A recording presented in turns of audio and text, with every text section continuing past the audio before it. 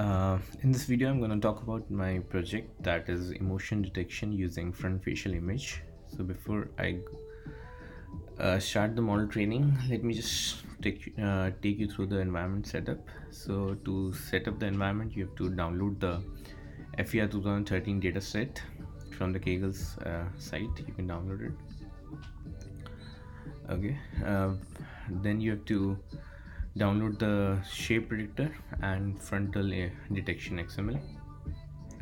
So I've used Anaconda environment and Jupyter notebook to set up my environment, where I've installed these libraries, which I've already done. I've installed these libraries. So once you install these libraries, so you're good to run my project files. So you can run the two files, that is image processing and feature extraction file, which generate the feature vectors, and then emotion classifier, which load these feature vectors into the SVM model, and then the testing is performed. So these are some of the performance stats. We will be performing a 5 motion detection in this video. So let me just quickly run the code, and while the code is running in background, which will take around 4 to 5 minutes, I will talk about my presentation. So let's run the code. So the code has been running, so the data has been loaded, the model has been building, the training has been started. We are using RBF kernel functions, and the training samples are these and the validation samples are these. So you can see I'm using 5 emotion detection here. So while this is going, let me just take you through my presentation. So let me open it into a slideshow view. Yes, so emotion detection using front facial image. This is pretty by Siddhant Mittal, which is one of the master's student at University of Florida. So does these faces tell anything about the mood of the person? Yeah, it surely does. This guy looks happy, this guy looks shocked, this guy looked angry. So hell yes, these images tell a lot about the emotion and mood of a person, and this is the problem which we are going to try to solve here. It's a pattern recognition standard problem, where depending on the face we try to find the emotion the person is in. So what are the current state of art? Like, before going to our approach, what are the current state of arts? So the feature extraction technique which has been used are facial landmarks, principal component analysis, background analysis, Gabor filters, histogram oriented gradient, local feature extraction, heuristic methods. We'll be discussing only few in this presentation. And model training has been done using deep learning, fuzzy filters, and support vector machines. So let's now talk about my hybrid approach which I've used here. So it's nothing new going on here. Everything has been done in the world, but this is a hybrid approach because we are trying to combine a lot of different features together to come up with an algorithm and the process of detecting emotion.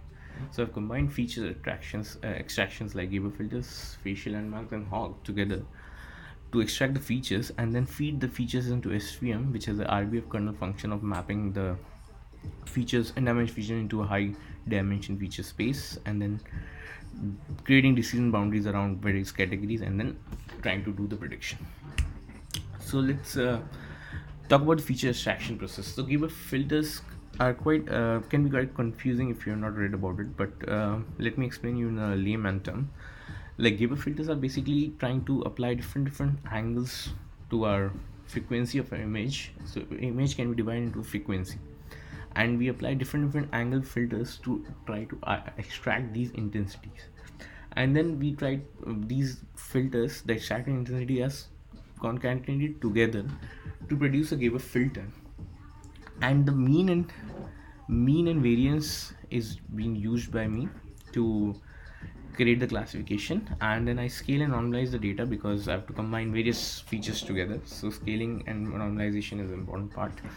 So this is a kind of a feature what Gabor filter does, like this image, and then after applying 4 Gabor filters on this at different angles, that is n by pi by 4, 2 pi by 4, 3 pi by 4, and 4 pi by 4. So now let's talk about histogram of oriented gradient. It's a very common technique used in computer vision, where we try to detect object by dividing the image into a smaller grid of cells, and each cell have its own histogram, like intensity histogram, gradients. This helps, like if you go in particular direction of a gradient, then you can, the variation of intensity of that histogram tells you about the edges of that particular object which we are trying to search. So for face, the objects can be the eyes, mouth, nose.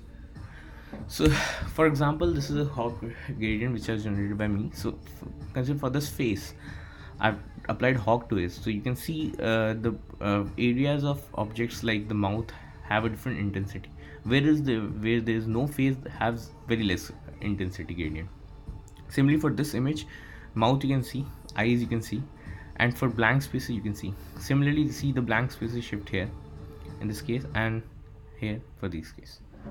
So once let's go over the other part which I'm using. The facial landmark is one of the most common feature attraction technique which is being used by everybody for face recognition, emotion recognition, etc. So this is particularly a 68 facial landmark indexes file created in DLib library which can be used to extract the coordinates of eyes, nose, mouth and jaw. So you can use it in different ways. So let's now just give an overview of what we are doing. So the data set basically takes the facial landmarks and then does the hog and does the Gabor filter feature extraction. All these features are combined in the data loading and creation of feature vector creation, and then this particular loading data feature vector loaded is then used to train a SVM model. And once the model is trained, we do the validation, and the validation done, our model is foolproof and ready to be tested, and then we test it on a public feature vectors to see the predicted labels and the actual labels to draw a comparison between how good our algorithm, like we are looking for the accuracy of the algorithm. So some of the performance comparison which I've done with some of the state of art approaches, like this is the best approach which we know, that is use facial landmark and hog and CNN, which produce over 75.2%, and then facial and landmarks and SVM produce a 48.6%, and facial landmarks with hog plus SVM produce 59%. And fuzzy filters with facial landmark also performs good like 72%, but it's not on the same data. All the others are on the same data. So this I'm not sure, because the Kagel's FER 2013 challenge have a bit accuracy of 75, so this can be wrong, but our approach gives a 55.2% accuracy. This is a performance chart which I have drawn to show the prediction by our system, that is the blue line, and the actual. So they see some of the prediction has gone wrong, some have gone right. So finally, the important thing about this project was that we could come up with a good approach of combining a holistic methods with local feature extraction. Like we use the facial landmarks to use the local feature extraction, and holistic method we use a complete image by applying Gabor filters or a hog approach on it. The other important thing is that if you go through the project report, you will see a lot of visualized effect which I've shown and explained there. The accuracy of the project is good considering the data set is challenging. So since this is done, okay, thank you. Okay, so let's see our what our model has printed for us. Yeah, so our model has imported these many files, and some of the files which doesn't have a particular face has been rejected. And once these files are these are the validation set and these are the testing set. This was time taken, and let's go through what were the result of our emotion classifier. So this is an emotion classifier. Yeah, so training time taken by was approximately like 3 to 4 5 minutes, and the accuracy which we have attained is 55.2%. And so let me just go through the important part of the project, that is first of the feature extraction, where we detect a face. If no face is found, then we throw an error outside.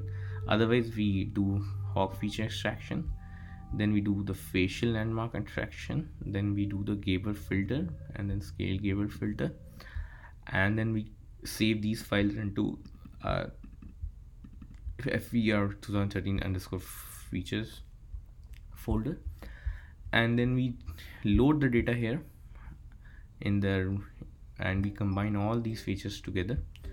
And once the data is loaded, this data which has been loaded is passed into our model, which is a SVM model. And when the model is these are the commented plotting parts which I've commented but used as a main project to plot show visualization in the project report. So this is done, and after that the evaluate predictor y accuracy is calculated, that is shown as 55.2%. Okay, lastly, before I close this video, let me just also go through the project report. So these are the phases which data sets which we are working on, and explained you about the landmarks, like how can landmarks be important. Then I explained you Gabor filter, HOG. Then I explained you SVM, that how the hyperplane is being used, and then I talked about the RBF kernel function, why we have used in this particular case, and its properties like linear, stat6, and how it's useful for this kind of data structure. Then I talk about the code implementation, where I have taken major inspiration for the code, how I've installed the code, how my feature vectors look like, and then the result of my statistics, like how much time and how much what data I've used and what is the accuracy attained. And these are some of the graphs which shows the individual emotions, like what are the emotions, and we talk about. Okay, so these were the important things which have been used. uh, so let me just go through this also. These were the kind of CSV file which we using. Okay, so we have a emotion label, pixel, usage, and like training set, then validation set, and then testing set. Okay, these were the landmarks, the coordinates which are used to extract the size of the eyes, size of the nose, size of the lips, which are used as feature vectors. Okay, and let me also explain why I'm using a RBF kernel function. So there can be I can use a linear kernel function also, a polynomial kernel function also, but since the data has like 7 different categories, 7 different emotions, and it's on not a linear data set, so I'm going to kind of like place, when I'm using SVM, I'm going to kind of place the n dimensional feature vector into a higher dimension vector space, where I'm going to construct hyperplanes to divide the boundaries between the different categories and try to keep the maximum gap between these data hyperplanes. So RBF is a smooth isotropic, like if you change the particular scale of feature vector, then it will uniformly spread in all direction. It is stationary, man, like it is invariant to transitions. Okay, uh, so total samples which I've used was 35,887 images, out of which 28,000 were the training samples and 3,500 were the validation samples, and testing samples of 3,500. The time taken for image processing, like detecting face, realigning image, and performing feature extraction, took around like 2400 seconds, and SVM model training took around. These are the data for the 7 emotion detection. For 5 emotion it will take much less time, but as you decrease the number of emotion to be detected, the training time will reduce and accuracy will increase. This is because there's a less chance of getting a miss hit. Okay, so that's all for the this video, and hope you have a nice day. Let me stop it. Thank you.